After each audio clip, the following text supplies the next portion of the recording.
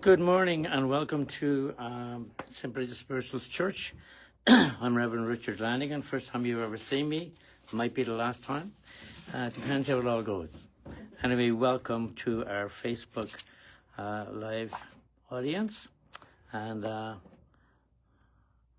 shall start our reading today. It's about spirit celebrations described in the spirit world, and it's very, very educational if you stop and think about it, because it'll tell you the meaning from a non-Christian point of view, spiritualist point of view, of what Christmas is and those celebrations, okay?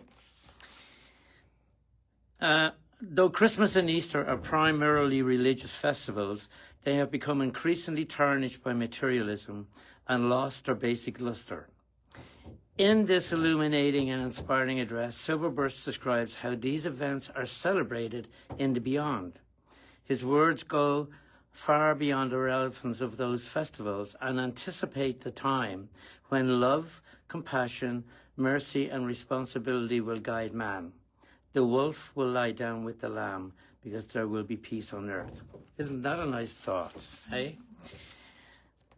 It is a practice among those of us who belong to certain groups to retire to the inner spheres at two festivals which long predate your Christian counterparts, Christmas and Easter.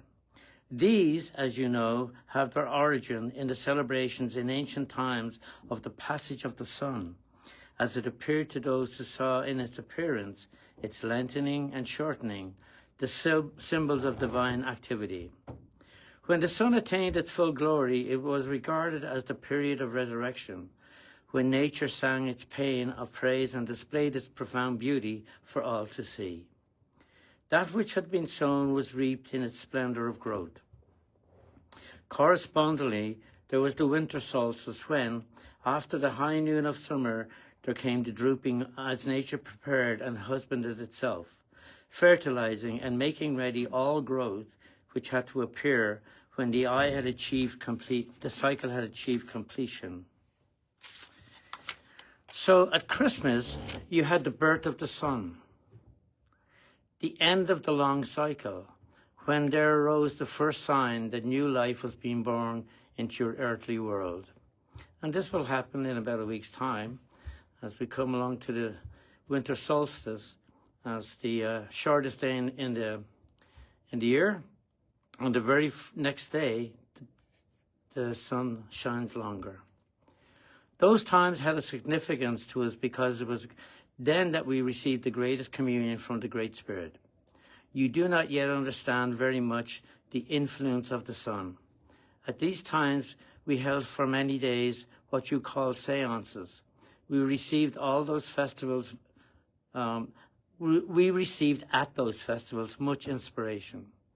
So when it comes again to the time which all of us regarded as the most important in our lives, we gather together and celebrate with those who are our own. This started with the influence of the sun, but that was only a symbol. There is an influence from all life to other life, from all matter to other matter, and from all planets to other planets. This time is chosen because all of us are associated with races whose religions were founded upon the laws of nature. To us, the festival of the birth of the sun was the greatest of all because it represented the beginning of a new era. It is the end of the cycle and a new one begins. Because these festivals were held in the world of matter, they are celebrated in the world of spirit. A spiritual meaning has now come out of them.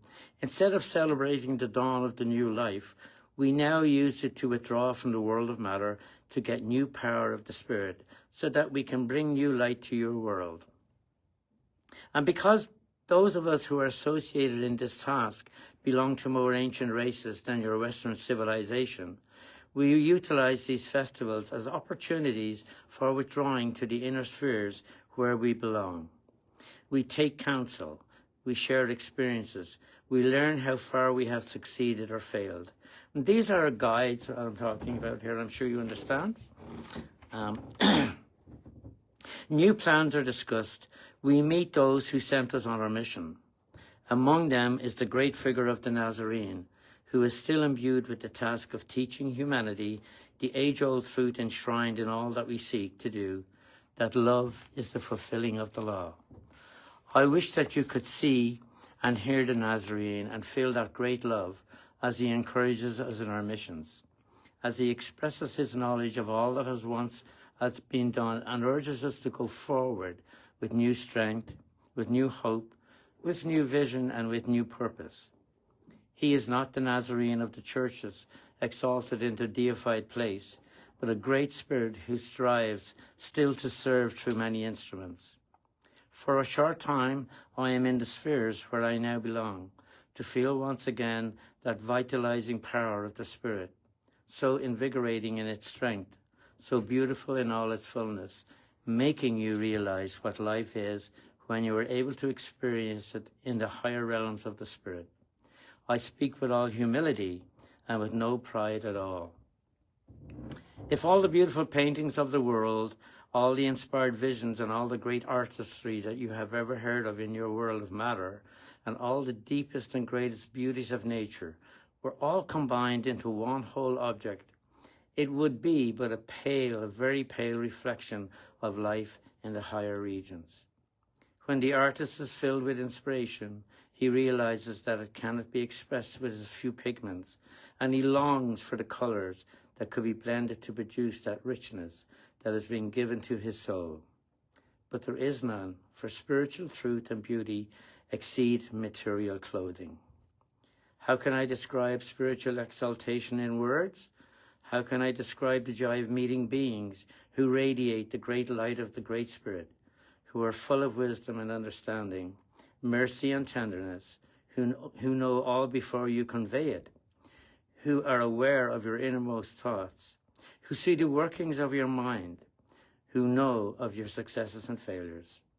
The great message of love, which has characterized all religions and which was epitomized in the teachings of the Nazarene, is still the one we can proclaim in the name of the Great Spirit, who is the Lord of all life, the infinite Creator.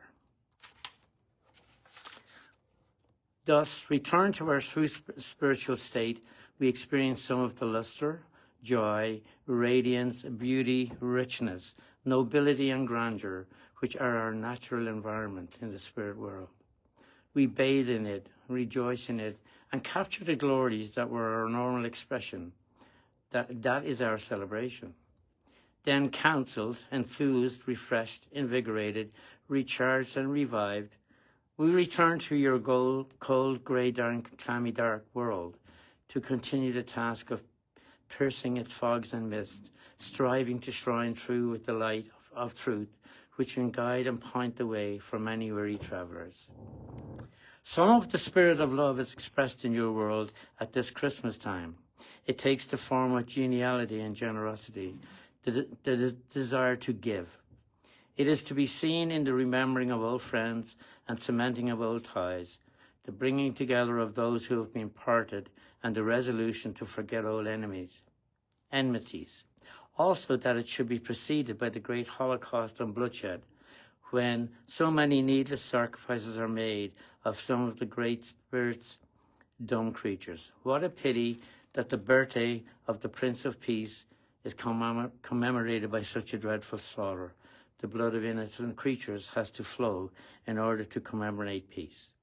This is the crucifixion of your world, celebrating peace by making war on innocent creatures. One day, love, compassion, mercy, and responsibility will guide man who has dominion over the lesser creation, which looks to him for help. When these qualities are expressed in human life, bloodshed, cruelty, and needless horrible experiments which are wreaked on these innocent creatures will cease. The wolf will lie down with the lamb, because there will be peace on earth. Thank you. I hope you enjoy that and listen and think about it. And I'm just going to help you yes, with it. Reverend Kim is going to make an announcement. Well, not an announcement. So this is our last in-person service, or I guess service for 2025. So thank you all for joining us here today. And definitely we will be back in on, I think it's 11th? 11th. January 11th will be our next in-person service. And Nancy, can you remind me, when is our Evening of Spirit that we booked yet? January 17th? And January 17th, Richard and I will be doing Evening with Spirit at 7. No, it's not an afternoon. Is it the afternoon one? 1 to 3? Okay. Well, we will have the stuff out soon, because I didn't know that he agreed to that. But yes, we will do our best. So thank you for joining us, and have a good holiday.